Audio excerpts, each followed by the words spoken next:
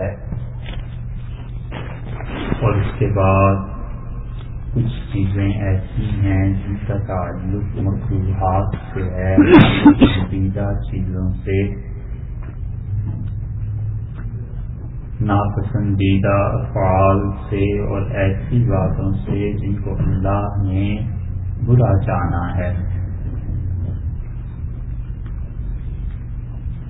اور قرآن پاک میں بھی اللہ تعالی نے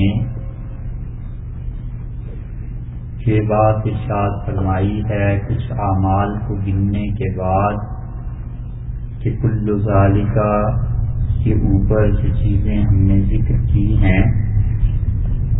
کہ تمہارے پروردگار کے نزدیک مکروہ ناپسندیدہ چیزیں ہیں، اور اس کے بعد مباح کا درجہ تھا کہ جن کاموں میں اللہ نے صراحتاً کسی عتاب کا ذکر نہیں فرمایا اور اپنے بندوں کے لیے پیدا کی ہیں، وہ چیزیں مباح ہیں۔ اور جو آدمی ان مباحات کے دائرے کو اپنی ذات پر تنگ کرتا ہے اس نظریے سے کہ مجھے ان چیزوں سے اپنے آپ کو بچا کر رکھنا چاہیے اور اللہ کے ہاں آخرت میں اس پہ اجر ہے، یا یہ کہ میری طبیعت کی دنیا میں الجھ نہ جائے، اس انسان کے لیے ہر طرح سے گنجائش بھی ہے اور اللہ کے ہاں ثواب بھی ہے، مگر وہ یہ نہ کرے کہ اس تنگ دائرے کو جو اپنی ذات کے لیے کیا ہے دوسروں پر بھی نافذ کرے، اور لوگوں کے متعلق بھی اس کا نظریہ یہ ہو کہ کسی کو بھی اس کی اجازت نہیں دینی چاہیے۔ اس کی مثال ایسے بھی سمجھ لیجیے جیسے یہ نوافل ہیں، نماز کو کوئی آدمی پڑھتا ہے، 2 نفل مثلاً ظہر کی 10 رکعتیں مکمل کرنے کے بعد پڑھنی ہیں تو یہ اچھی چیز ہے۔ اسی طرح مغرب کی 5 رکعتوں کے بعد کوئی 2 نفل پڑھتا ہے، یہ اچھی چیز ہے، مگر ان نوافل کو کوئی نہ پڑھے تو اسے برائی کی نگاہ سے دیکھنا، یہ سمجھنا کہ اس نے بڑا برا کام کیا ہے، یہ غلط ہے۔ اس لیے کہ مستحب کاموں کو کہتے ہی اس لیے مستحب ہیں کہ اس کے کرنے کا ثواب ہے، اور نہ کرے کوئی چھوڑ دے تو کوئی حرج نہیں۔ اور یہ سارا معاملہ اس وقت چلتا ہے جب انسان دین کے متعلق لا علمی کی وجہ سے یہ تصور کر لے کہ دین تو گویا خواہشات کا نام ہے کہ جو اپنے جی میں ہے یہ ضرور کرنا، حالانکہ ایسی بات نہیں ہے۔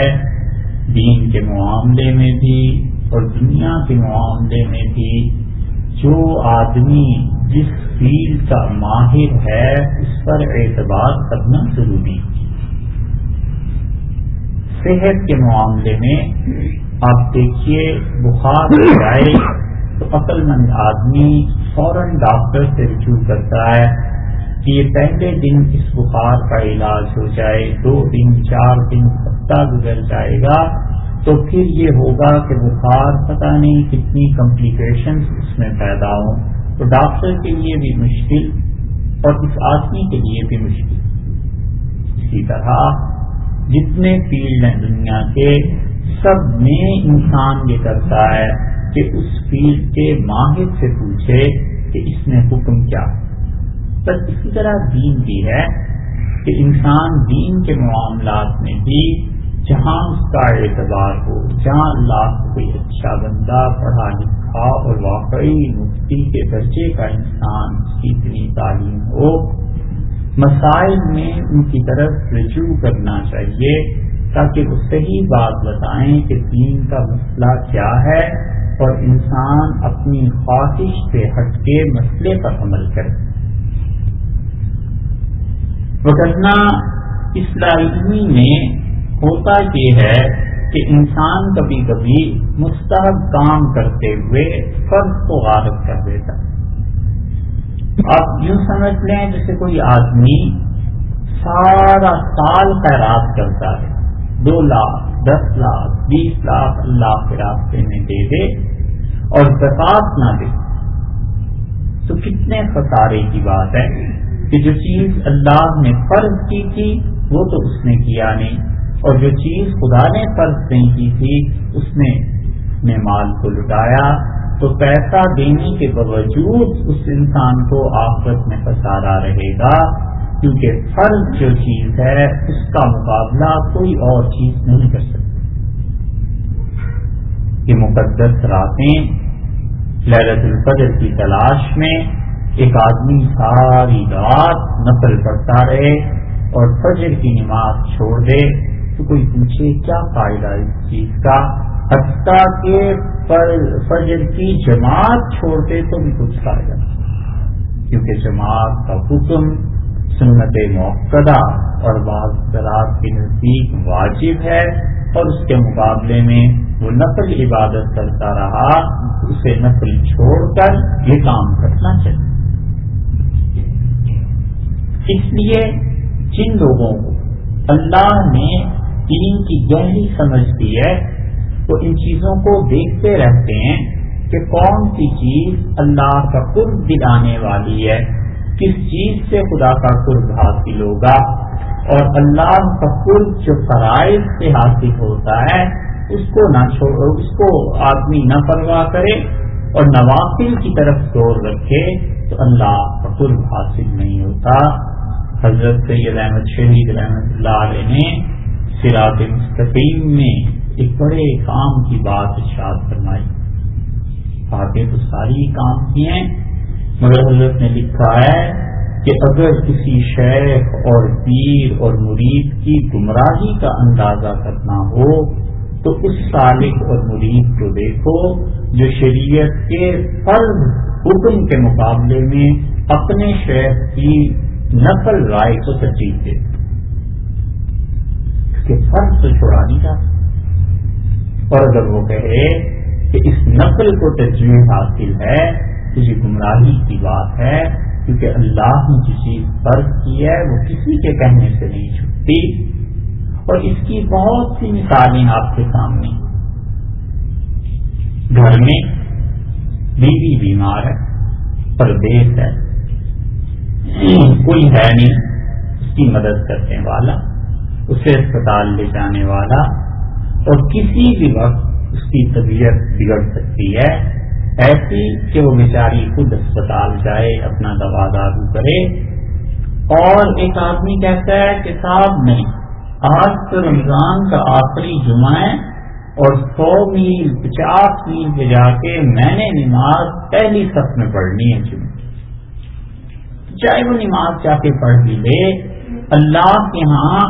اس کے لیے زیادہ ضروری یہ تھا کہ اپنی بیوی کے پاس رہتا، ظہر پڑھتا اور اس کی تیمارداری میں مصروف رہتا، وہ عمل اس کو اللہ کا زیادہ قرب دلانے والا تھا بنسبت اس کے کہ اس نے 50-100 میل کا سفر کیا اور پھر جا کر جماعت سے نماز، کیونکہ اتنی دور کی مسافت جیسے خود آپ کے یہاں اس ملک میں ہے، اتنے جماعت کی بات اور کم درجے میں آ جاتی ہے، جبکہ اس کے بالمقابل ایسی ضرورت پیش آ گئی ہے جس کا کوئی مداوع نہیں۔ خود نوافل میں بھی شریعت نے یہ ترتیب رکھی ہے کہ 2 کام بظاہر نفل ہیں لیکن ایک کام اس میں زیادہ ضروری ہے، شریعت کہتی ہے وہ کرے اور دوسرے کام کو چھوڑ۔ صحیح حدیث میں آیا ہے، ابن جریج رحمۃ اللہ علیہ کا قصہ، اور رسول اللہ صلی اللہ علیہ وسلم نے فرمایا کہ ابن جریج اللہ کے نیک بندوں میں سے تھے، یعنی ان کی ولایت جو ہے، ان کے ولی ہونے کا ذکر رسول اللہ صلی اللہ علیہ وسلم نے کیا۔ اور مسلم میں آتا ہے کہ جریج نے رات کو نفل پڑھنے شروع کیے، اور یہ بنی اسرائیل کے، اور اس نے نفل جب شروع کیے تو ان کی والدہ تھی، تو اس نے آواز دی، اس نے کہا کہ ابن جریج مجھے پانی پلاؤ. تو انہوں نے دل میں کہا اللہم ان صلاتی و امی، اللہ میری نماز اور میری ماں. نفل پڑھ رہے تھے اور والدہ کو پانی پلانا ضروری تھا، مگر انہوں نے پرواہ نہیں کی، نماز پڑھتے رہے. اور پھر ان کی ماں نے پکارا اور اس نے کہا مجھے پانی دے دو، اور انہوں نے پھر کہا اللہم ان امی و صلاتی، اللہ میری نماز اور میری ماں، یعنی میں کیا کروں، دونوں میں کس کو ترجیح دوں. اور پھر انہوں نے اٹھی اور پانی پی لیا اور یہ نفل پڑھتے رہے. اور اس نے کہا، اس زمانے میں محاورہ ہوگا تو محاورے میں اس نے بددعا دی اور اس نے کہا خدا تجھے بری عورتوں کا منہ دکھائے، پانی نہیں پلایا. وہ سو گئی. ابن جریج رحمۃ اللہ علیہ اپنے نفل پڑھتے رہے، فارغ ہوئے ہوں گے جو بھی ہوا. جب ان کا بڑھاپا آئے تو وہ ایک دن اپنے بالا خانے میں نماز پڑھ رہے تھے، تو آدمی اس حدیث سے یہ سبق حاصل کرے کہ جو شخص جس کے لیے کامل ہوتا ہے نا، وہ آدمی خود اپنی ذات میں کیسا ہی ناقص کیوں نہ ہو، لیکن وہ اس کے لیے اگر کامل کے درجے میں ہے تو اس کی بددعا رنگ لائے بغیر نہیں ہے. بیٹا کتنا ہی پڑھ لکھ جائے اور کتنا ہی دین پر عمل کرے، مگر ماں باپ اس کے لیے قابل احترام ہیں. باپ چاہے نماز بھی نہ پڑھتا ہو اور چاہے وہ روزے نہ رکھتا ہو، لیکن اللہ نے اس کی اطاعت کو ضروری قرار دیا ہے. اب یہ سوچے کہ میں تو اتنی نماز اور علم اور روزہ اور سب کچھ اور والد کے پاس کچھ نہیں. ارے بھائی اللہ نے جس سے مقام عنایت کیا ہے آپ کو ہرگز نہیں چھیننا. جب تک کہ باپ ان چیزوں میں مداخلت نہ کرے جو اللہ نے فرض قرار دیے ہیں. اللہ تعالی نے کہا ہے حج کرو، اس پہ حج فرض ہے. اب باپ بغیر شرعی عذر کے روکے تو آپ یہ کہے کہ نماز نہ پڑھا کرو، زکات نہ دیا کرو، تو کوئی بات ہے کہ آدمی کہتا ہے اللہ نے ضروری قرار دیا ہے. اور جب کوئی بات نہیں ہے ایسی تو وہ اپنی ذات میں چاہے عمل نہ کرتا ہو لیکن اس کے حق میں تو کامل ہے نا. اسی طرح استاد کا حال ہوتا ہے، اسی طرح اور بڑے تعلقات ہوتے ہیں. تو ان کا جب بڑھاپا آیا تو وہ اپنے بالا خانے پہ عبادت کر رہے تھے اور نیچے سے آواز آئی ایسی جیسے جن پلر سے وہ کھڑا تھا گھروندا اور کمرہ اس کو کوئی توڑ رہا. تو نیچے اترے، دیکھا دروازہ کھول کے تو نیچے بہت مخلوق جمع تھی اور لوگ توڑ رہے تھے ان پلرز کو. تو نیچے اتر کے انہوں نے کہا کہ کیا بات ہے؟ لوگوں نے کہا تم کتنے نیک بنے پھرتے ہو اور اتنی تمہاری ولایت کا شہرا اور ہم تمہیں اتنا اچھا سمجھتے تھے. یہ بچہ ہے اور یہ تمہارا. اس نے کہا میرا نہیں ہے. کیا بات ہے؟ انہوں نے کہا ہم نے اس عورت سے پوچھا ہے، یہ بکریاں چراتی تھی اور ہم نے اس سے پوچھا کہ تیرے یہاں یہ بچہ کہاں سے آیا، تو اس نے تمہارا نام لیا ہے کہ یہ اس کی اولاد ہے. تو وہ آگے بڑھے اور یہ جھوٹی تہمت کی نا. رسول اللہ صلی اللہ علیہ وسلم نے فرمایا انہوں نے اس بچے سے پوچھا کہ من ابو، کون ہے تیرا باپ؟ تو وہ بچہ بول پڑا اور اس نے کہا فلاں بکریاں چرانے والا. یہ اس کی کرامت تھی. اس شخص رسول اللہ صلی اللہ علیہ وسلم نے گواہی دی نا تو اللہ کا نیک بندہ تھا. اس کا مطلب ہے صاحب کرامت بزرگ تھا، لیکن ماں کی جو بددعا تھی وہ رنگ لا کر رہی. لوگوں نے جو دیکھا اتنا نیک آدمی ہے تو لوگ حیران ہوئے اور اپنے فعل پہ پشیمان، اور انہوں نے کہا آپ اجازت دیں اور ہم آپ کا یہ بالا خانہ سونے کا بنا دیں. تو انہوں نے کہا نہیں، بس یہ پتھر کا ہی کافی ہے، اور جو توڑا ہے اس کی مرمت کر دو، اور گئے اور پھر اللہ کی عبادت میں مصروف ہو۔ باوجود اتنا اللہ کا خلق اور صاحب کرامت، مگر وہ جو بددعا ملی تھی وہ رنگ لا کر رہی زندگی کی کسی موڑ پر، تو انسان یہ سوچتا رہے کہ میں جو کام کرنے والا ہوں یہ نفل کے درجے کا ہے، اور اس کے مقابلے میں اگر کوئی میری ڈیوٹی ہے، فرض ہے، تو اسے پورا کروں۔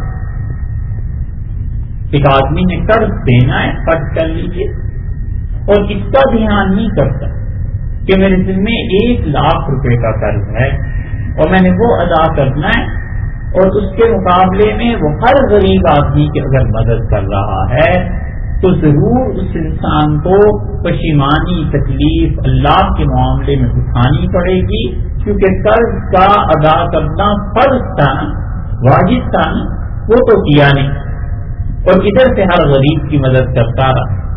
اب یہ سمجھتا ہے کہ میں تو بڑی نیکی کا کام کر رہا ہوں، کوئی نیکی نہیں ہے صاحب، قرض کی ادائیگی ضروری تھی۔ رسول اللہ صلی اللہ علیہ وسلم نے فرمایا جو قرض ادا نہیں کرتا باوجود اس کے کہ اس کے پاس مال ہے تو ظلم کرتا۔ اسی لیے فقہا نے لکھا ہے کہ بغیر ضرورت کے قرض لینا یہ کبیرہ گناہوں میں سے ایک ہے۔ کوئی ضرورت نہیں ہے قرض لینے کی، اور گزارا کم میں بھی ہو سکتا ہے۔ اب اس گزارے کو نہیں کرتا، دال روٹی بھی کھائی جا سکتی ہے، لیکن وہ کہتا ہے کہ قرض سے تو گوشت ہی کھانا ہے، لیکن تو یہ جو قرض لے رہا ہے نا گوشت کھانے کے لیے، یہ جائز نہیں ہے۔ شریعت کہتی ہے کہ وہ قرض نہ لو اور اپنے آپ کو پابند رکھو، خواہشات کا دائرہ محدود کرو، کیونکہ جب وہ قرض لے گا تو دوسرے آدمی کا مال $1000 $50 جتنا اس نے روک لیا، نتیجہ یہ کہ اس کی اپنی ضروریات دوسرا آدمی جو ہے جو نفع اس پیسے سے اسے ملنا تھا وہ اس کے پاس نہیں آیا، اور اس کے پاس ہے دوسرے کا مال استعمال کر رہا ہے اور قرض سے واپس نہیں کر رہا۔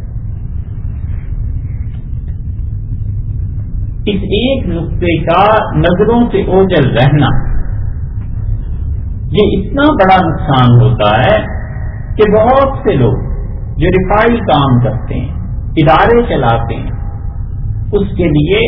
وہ ناجائز طور پر بھی مال اور چیزیں اکٹھی کر لیتے ہیں، اور اس میں بڑی مصیبت یہ بھی رہتی ہے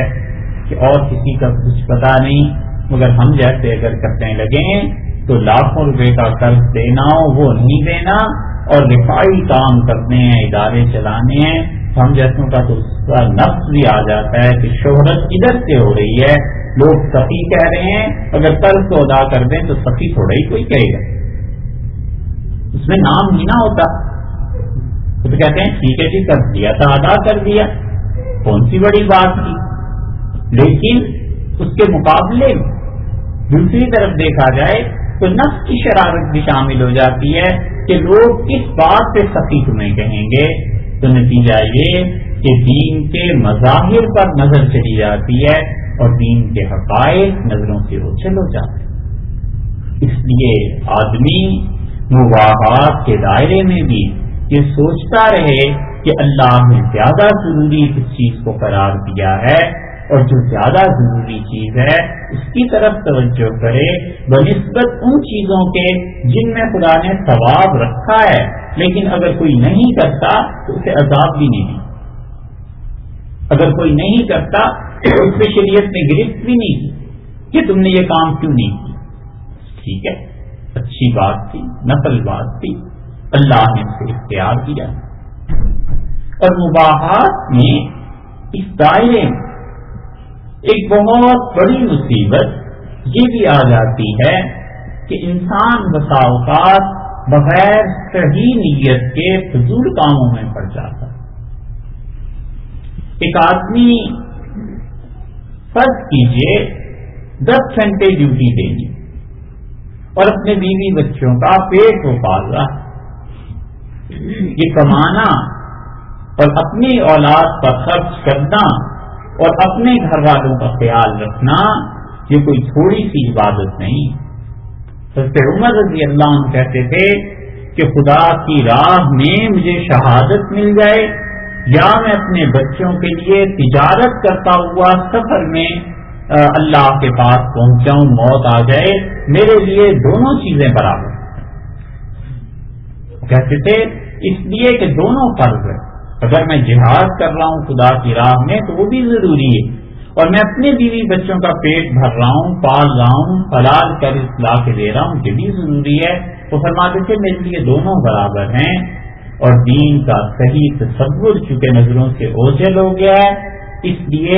اگر کوئی اپنی جاب پر جائے تو کوئی یہ نہیں سمجھتا کہ بڑی نیکی کا کام کر رہا،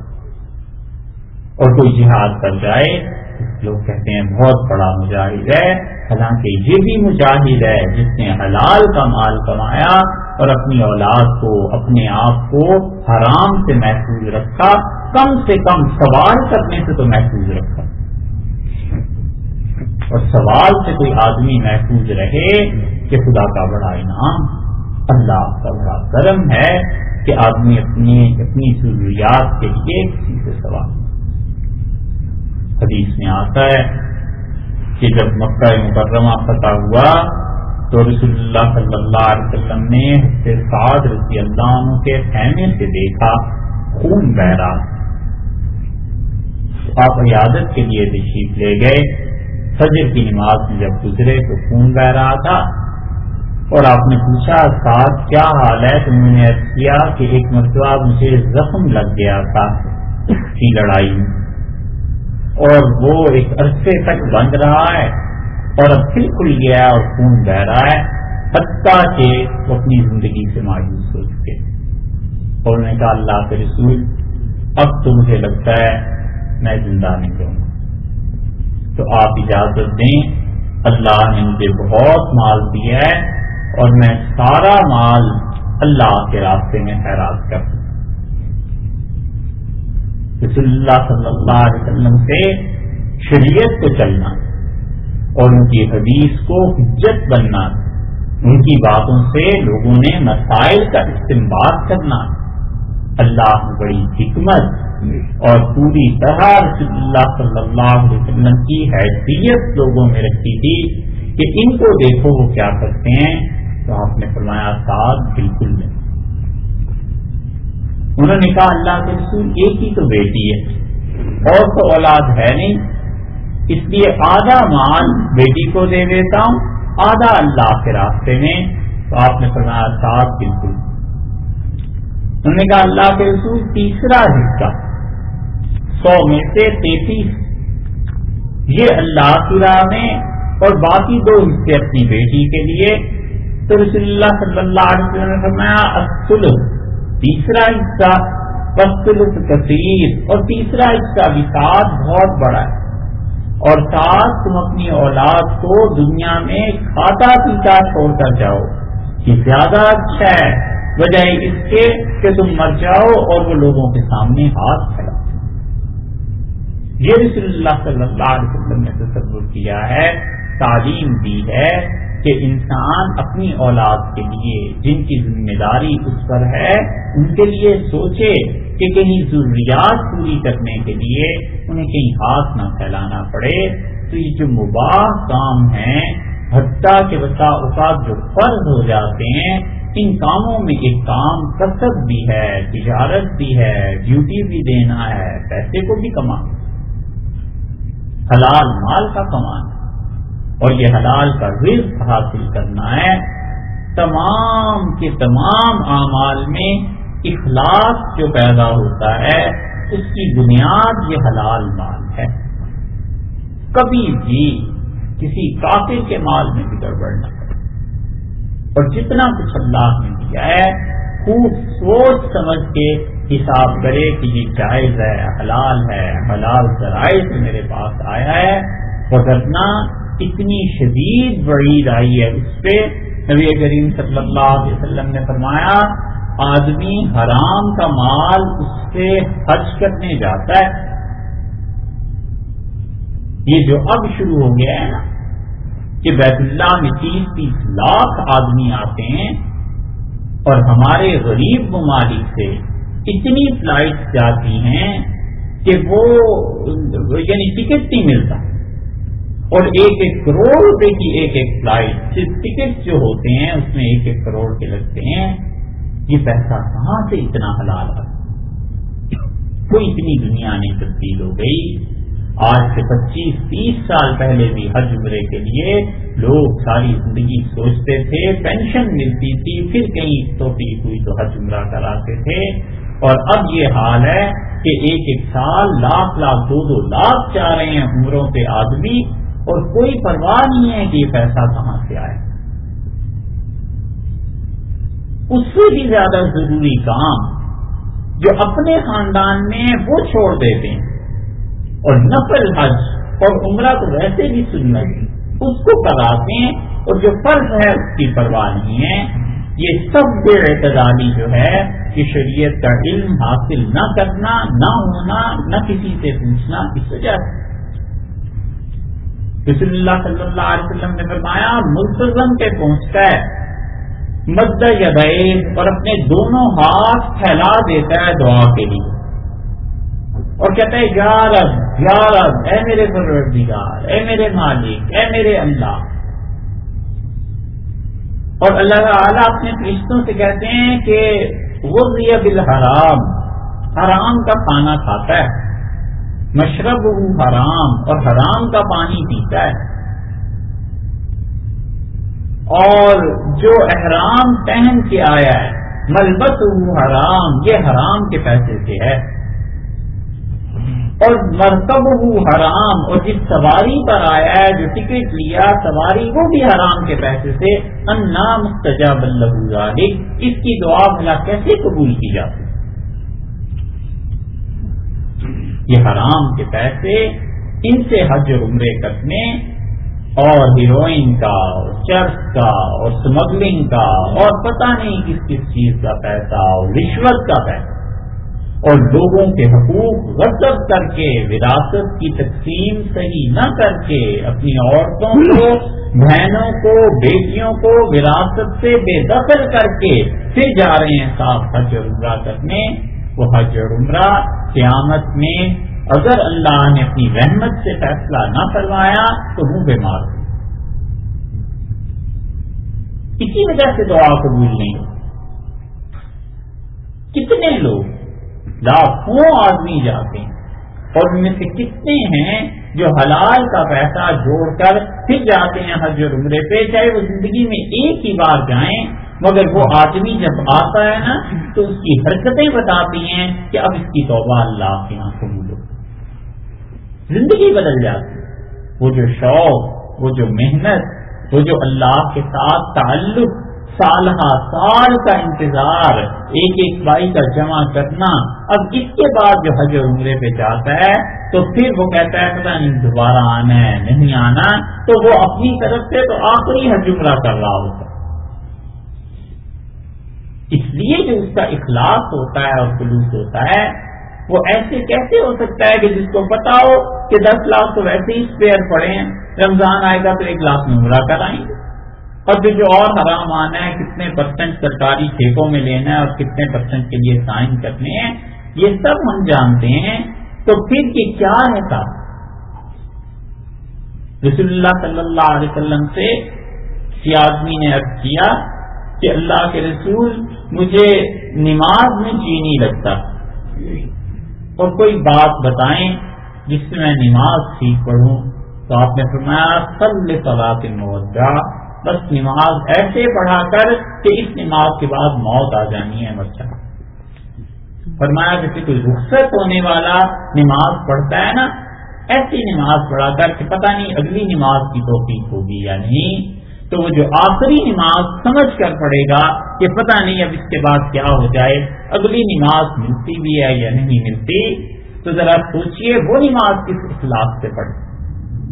اسی طرح جو انسان حلال کے رزق اور کمائی اور پیسہ جوڑ کر پھر جاتا ہے، پھر اس سے اندازہ ہوتا ہے کہ پتہ نہیں آئندہ کب پینشن ملنی ہے اور کب آنا ہے کب نہیں آنا، تو وہ ایک بار بھی جو حج کر آتا ہے تو اس کی زندگی پلٹ جاتی ہے. یہ جو حجر اسود ہے اس کا بڑا مقام، دو جگہیں، دو چیزیں ایسی ہیں کوئی آدمی اپنے آپ کو نہیں چھپا سکتا۔ موت کا وقت ایسا شدید وقت ہوتا ہے،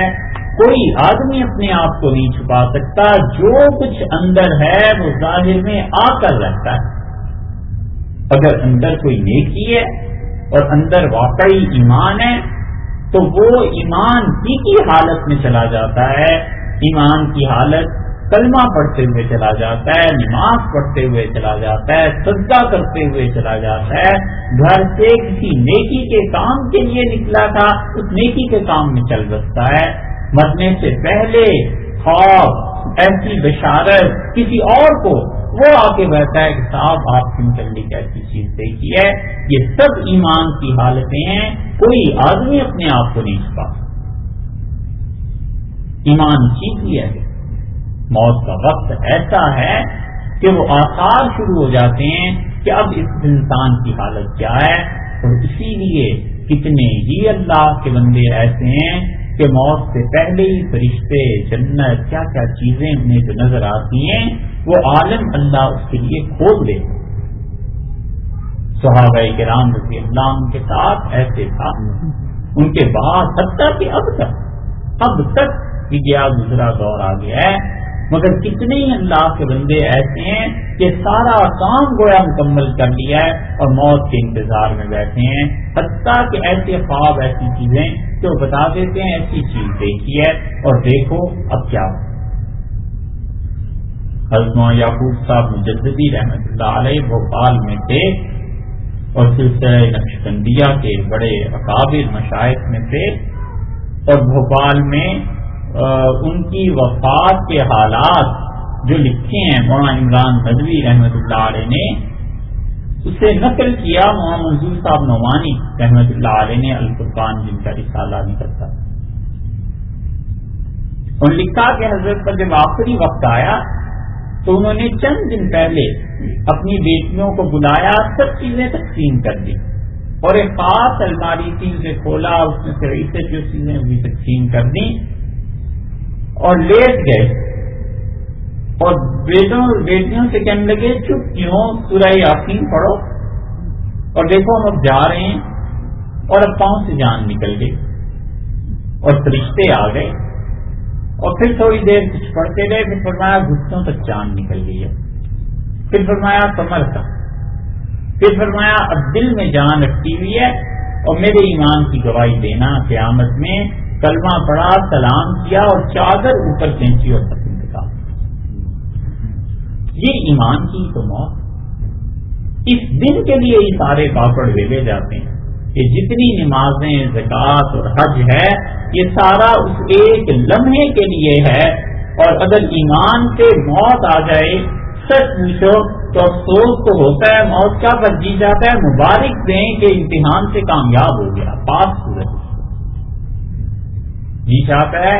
کہ مٹھائی بھیجے کہ تمہارا والد کا کسی کا ایمان سے جانا ہو گیا، اس سے بڑا امتحان دنیا میں نہیں تھا، ایمان کو لے گیا، اب یہ صبح کی گاڑی سے چلا گیا ہے، ہم شام کی گاڑی سے چلے جائیں گے، مگر پتہ نہیں ہمارا ایمان رہے گا یا۔ اسی وجہ سے یہ مباحات کا دائرہ، اس میں سب سے زیادہ حفاظت جس چیز کی کرنی چاہیے وہ یہ کہ آدمی کبھی بیکار کاموں میں نہ پڑے۔ رسول اللہ صلی اللہ علیہ وسلم نے فرمایا قیامت کے قرب میں ایسے ایسے فتنے آئیں گے تمہارے سامنے کہ جس نے اس فتنے میں جھانک کر دیکھنے کی کوشش کی کہ اندر ہے کیا، تو وہ فتنہ چھوڑے گا نہیں جب تک کہ اپنی لپیٹ میں نہیں لے۔ 20 فتنے ہیں اس معاشرے میں رہ کے، تو خاص طور سے احساس ہوتا ہے کہ آدمی چاہے کہ ہر شاپنگ پلازا اور ہر ایک دکان کا دروازہ کھول کے اندر دیکھے کہ کیا ہے، نہ کرے جو ضرورت کی چیزیں ہیں وہاں جائے، ورنہ اندر کوئی ایسی چیز بھی ہو سکتی ہے جو اپنی طرف کھینچ لے اور 10 سال اس گناہ سے نجات نہ۔ اسی لیے رسول اللہ صلی اللہ علیہ وسلم نے منع فرمایا، آپ نے فرمایا ایسے ایسے فتنے آئیں گے کہ تم میں سے کسی نے جھانک کے دیکھنے کی کوشش کی کہ اندر کیا ہے تو وہ کتنا چمٹ جائے گا، اس وقت تک اس کی جان نہیں چھوٹے گی جب تک کہ وہ کتنا نہ چھوڑ۔ تو موت کا وقت وہ ایسی چیز ہے کہ اگر ایمان لے کے دنیا سے چلا گیا 1000 بار مبارکباد کیے جانے کے قابل ہے کہ اللہ بچائے، مگر کسی نہ کسی دن تو ٹھکانے منزل پہ پہنچ ہی جائے۔ اور دوسرا وقت جس میں کوئی آدمی اپنے آپ کو نہیں بچا سکتا اور حقیقت کھل کے رہتی ہے، وہ حجر اسود کو بوسہ دینا ہے۔ رسول اللہ صلی اللہ علیہ وسلم نے فرمایا یہ زمین میں اللہ کا دایاں ہاتھ ہے، اور آپ نے فرمایا لوگوں کے گناہوں نے اسے سیاہ کر دیا ہے، وگرنہ اس میں اتنی چمک ہوتی کہ مشرق سے بیٹھے ہوئے آدمی کو اس کی روشنی میں مغرب نظر۔ جو اس کو بوسہ دیتا ہے اس کی اصلیت جو اندر ہے وہ سامنے آ جاتا ہے۔ حج اور عمرہ کر کے آتا ہے اور پہلے سے زیادہ خرابی میں پڑ جاتا ہے، اس کا مطلب یہ ہے کہ اندر گڑبڑ تھی، پہلے پردہ پڑا ہوا تھا، اب وہ پردہ ہٹ گیا۔ اور جو اخلاص اور حج اور عمرہ اور حلال مال ان سب چیزوں کو وہ جب واپس آتا ہے تو جو کچھ ہو چکا ہوتا ہے 100 1000 بار معافی مانگتا ہے کہ خدایا وہ زندگی بڑی خراب، جو حالت بدل جاتی ہے۔ اس کا مطلب یہ ہے کہ اندر اس انسان کے ایمان تھا، تقویٰ تھا، بس معاشرے کے اثرات آ گئے تھے۔ اب جب بوسہ دیا تو وہ اثرات ہٹ گئے اور وہ اصل ایمان روشن چہرہ وہ سامنے۔ کوئی آدمی اپنے آپ کو نہیں چھپا سکتا، اس لیے مباحات کا جو درجہ اور دائرہ ہے اپنے آپ کو بچا کر رکھے کہ کسی حرام میں نہ پڑ جائے۔ حرام صرف اسی تک محدود نہیں ہے کہ آدمی پیسے کا استعمال کرتا ہے، حرام سارے جسم اور سارے افعال کے ساتھ ہے۔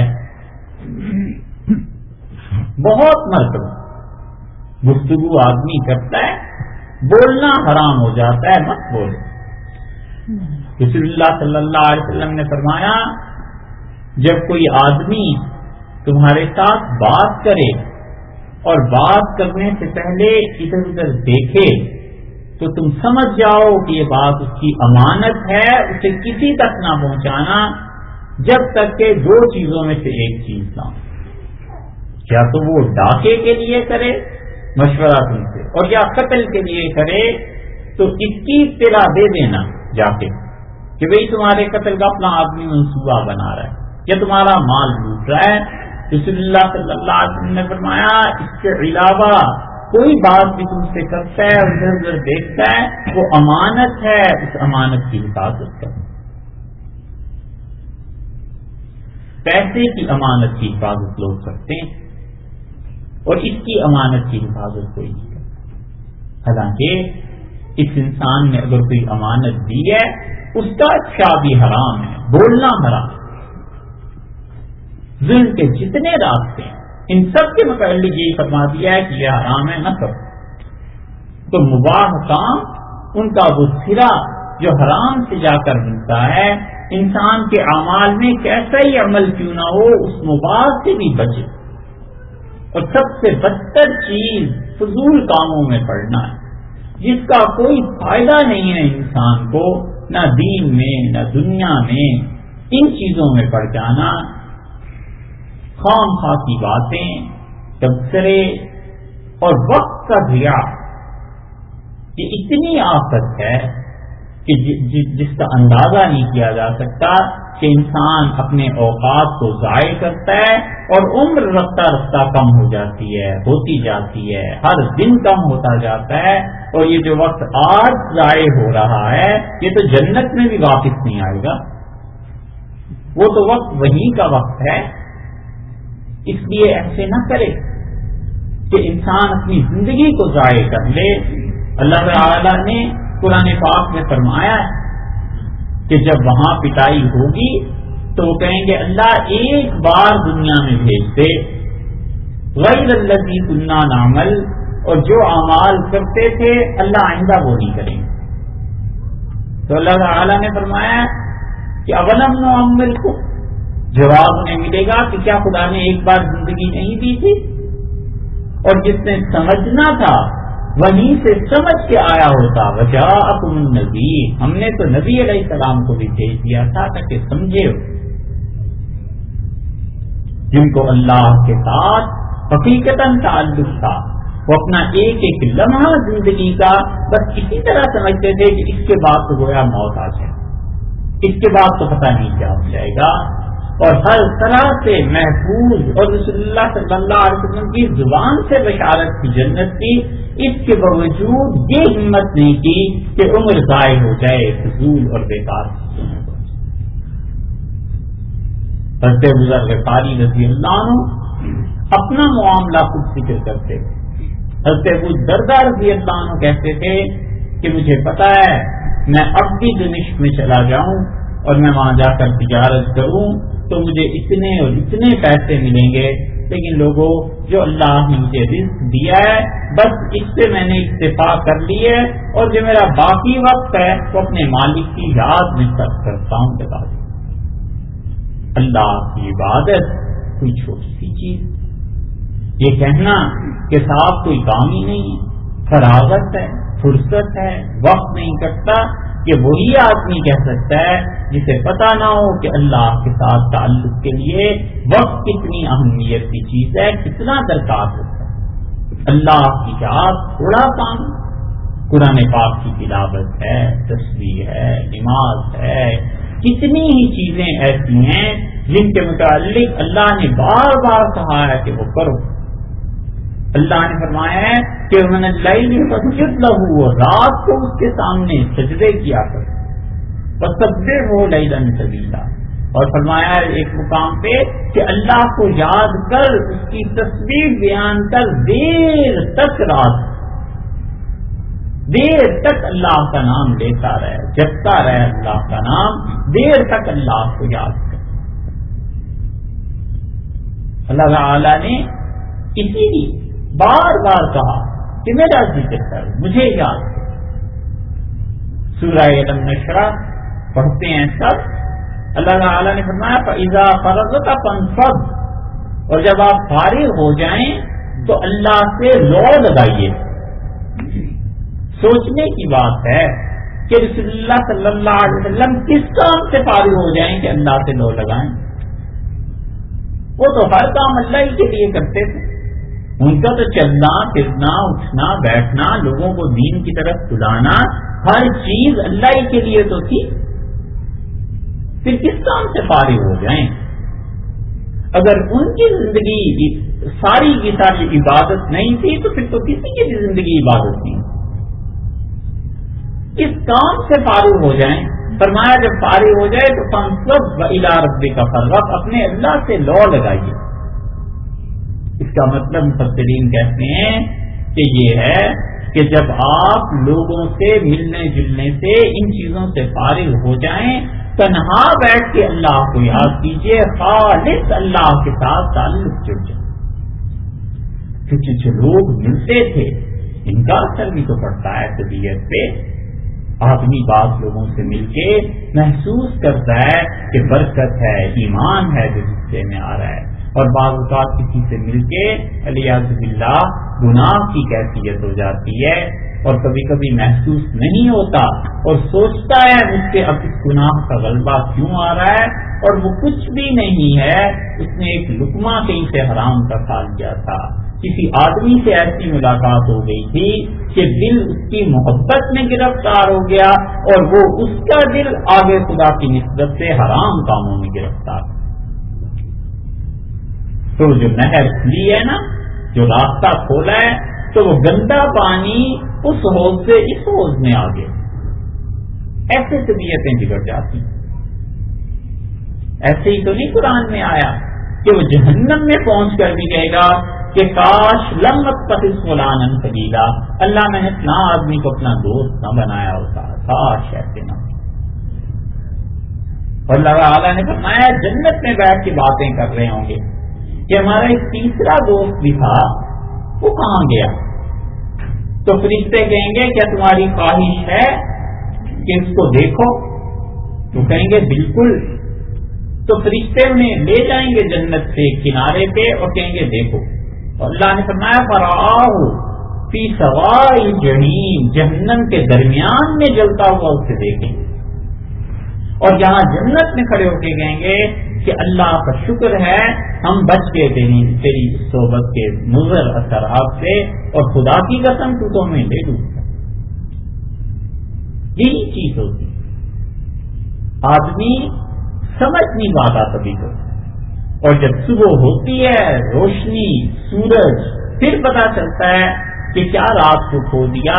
اور سارا دن گزار کے شام کو زندگی میں جب حساب کرتا ہے تو پھر پتا چلتا ہے کہ زندگی کی تجارت کتنے خسارے میں گئی ہے. کیا شیخ سعدی رحمۃ اللہ علیہ کہتے تھے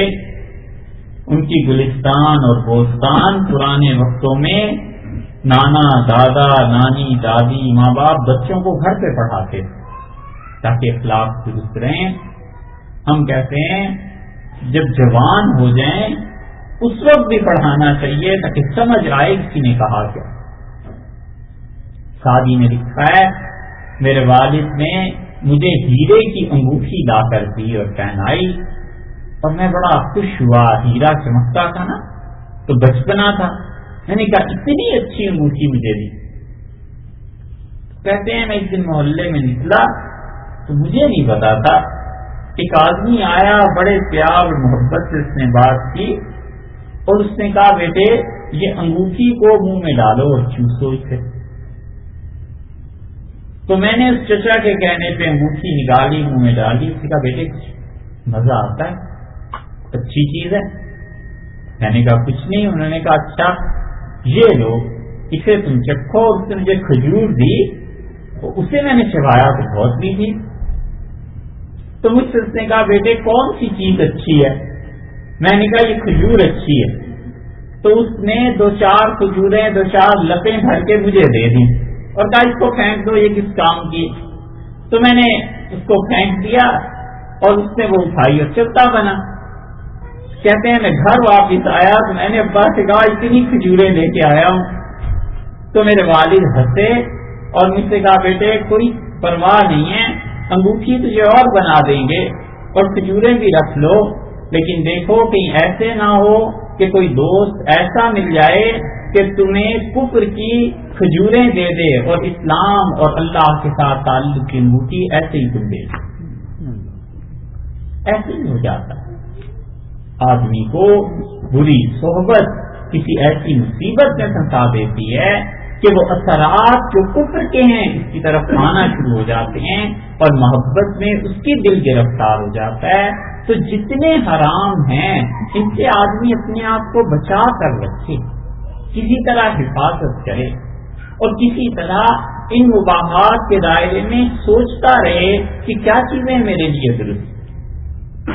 ایک آدمی نے 10 گھنٹے جاب کرنی ہے اور وہ کہتا ہے میں 4 گھنٹے سو لوں، اور نیت اس کی یہ ہے کہ خدایا اس لیے سوتا ہوں فریش ہو جاؤں پھر جا کر حلال کا رزق کمانا ہے. اس کا یہ سونا بھی عبادت، اس کا یہ بھی اللہ ہی کے ساتھ تعلق ہے. اسی لیے تو سویا ہے کہ اس کے خدا نے جو فرض اس کے ذمہ قرار دیا ہے وہ کرتے. یہاں وہی پر رحمۃ اللہ علیہ سے کسی نے کہا کہ حضرت کھانا کھا لیں اور نماز کا بھی وقت ہے عشاء کا بھی، آپ جو کہیں پہلے کر لیں. تو امام صاحب رحمۃ اللہ نے فرمایا میں اپنے کھانے کو نماز بنا لوں، یہ میرا خیال ہے زیادہ اچھا ہے بجائے اس کے کہ میں اپنی نماز کو کھانا بنا دوں. مراد یہ تھی ان کی کہ جب تک کھانا کھاتا رہوں گا دل نماز نہیں اٹکا رہے گا نا، تو اللہ کی نگاہ میں تو میں نماز نہیں ہوں، فکر جو نماز کی ہے. اور اگر نماز پڑھوں اور دل ادھر اٹکا ہوا ہو کہ کھانا کھانا ہے تو میری تو نماز بھی کھانا بن جائے. یہ نماز اس کا راستہ،